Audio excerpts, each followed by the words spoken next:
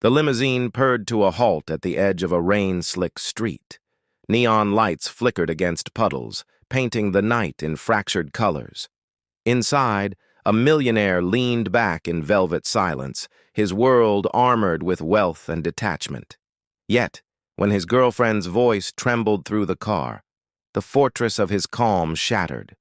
Her eyes were fixed on a boy huddled beneath a broken street lamp, his skin dark, his clothes torn, his gaze hollow. "He looks like your dead son," she whispered.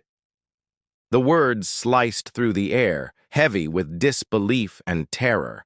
The millionaire's chest tightened. His son had been gone for years. How could this be, and why? Why did the boy's face feel so hauntingly familiar?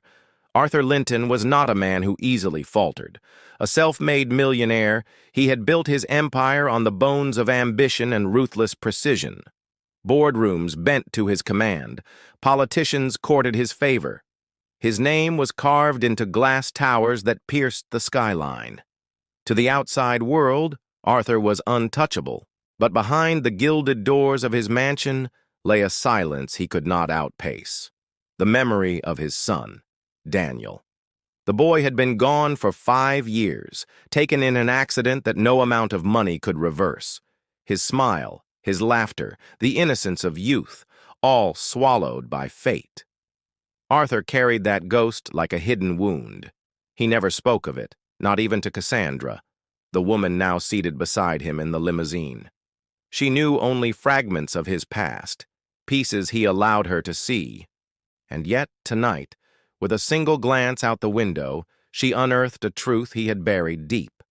The city outside was restless. Rain smeared the glow of passing cars. Amid the blur, one figure stood still, a young black boy, thin as bone, barefoot against the cold pavement. His head bowed, but when he lifted his face, the resemblance struck with the force of a thunderclap. Arthur's heart clenched. The sharp jawline, the tilt of the eyes, the weary curve of the mouth. It was Daniel, resurrected in another skin, impossible and yet undeniable. Cassandra's hand gripped his arm. "Do you see it?" she whispered again. Arthur could not look away. The boy wasn't just a stranger on the street. He was a question, a riddle tied to the most painful chapter of his life. And he knew. He couldn't simply drive away. The chauffeur slowed the limousine, but Arthur ordered the car to stop completely. Cassandra frowned, uneasy. This wasn't the kind of neighborhood where millionaires lingered. Shadows moved in alleyways. Broken signs buzzed weakly above shuttered stores. But Arthur was transfixed. The boy looked no older than 13. His clothes hung in tatters, his skin smudged with dirt, his bare feet raw against the asphalt. He clutched a soggy cardboard sign. "Hungry? Please help." Arthur stepped out into the rain. The chill bit through his tailored coat, but he hardly noticed. The boy raised his eyes, and for a heartbeat, time folded in on itself. Those eyes, familiar, searching, almost pleading, sent a surge of grief crashing over him. "Do you have food?" the boy asked softly. Arthur's throat tightened. The voice was different from Daniel's, yet the cadence struck an old memory. Cassandra joined him on the curb, her face pale. "Arthur, let's go," she urged. But he couldn't. Something bound him to this boy. The rain fell harder. Arthur led the boy to a nearby diner, ignoring the stares that followed. Inside, the warmth fogged the windows and the smell of frying bacon wrapped around them. Arthur ordered a feast, pancakes, eggs, soup, while the boy devoured every bite with desperate hunger. But as Arthur watched, unease gnawed at him. The resemblance wasn't just in the boy's face. It was in the way he tilted his head, the way his left hand trembled slightly when he gripped his spoon, the same tremor Daniel had after breaking his wrist as a child. Arthur leaned forward. "What's your name?" The boy hesitated. His eyes flicked to Cassandra, then back to Arthur. "Daniel," he whispered. The name hit like a thunderbolt. Cassandra gasped, her hand flying to her mouth. "Arthur." But Arthur's mind spun. It couldn't be coincidence. The boy wasn't his son. He knew that much. But why this name, this resemblance, this uncanny echo of the past? The boy told fragments of his story. His mother had been gone for months, leaving him on the streets. His father? Unknown. His only memory, a photograph of a man in a suit, but the picture had been stolen by other kids at the shelter. Arthur's pulse quickened. Something in the boy's words felt rehearsed, incomplete, as if pieces were missing. Yet beneath the gaps, there was pain, real and raw. Cassandra whispered urgently, "Arthur, this is dangerous. People will take advantage of you. He's not your son." But Arthur couldn't ignore the storm rising inside him. He needed answers. That night, Arthur brought the boy to his mansion, against Cassandra's protests. Servants stared in disbelief as a ragged child walked across marble floors. Arthur gave him food, a bath, a warm bed.